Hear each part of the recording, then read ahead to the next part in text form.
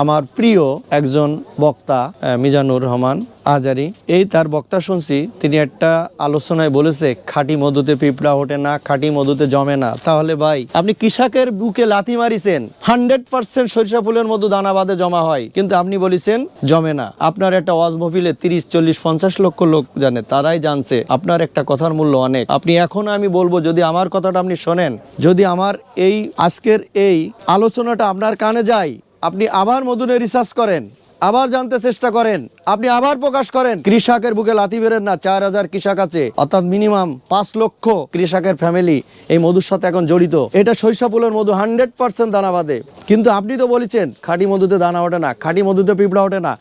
100% পিঁপড়া ওঠে, এতে অ্যাসিডি পরিমাণ আছে, ফ্রুকটেজ আছে।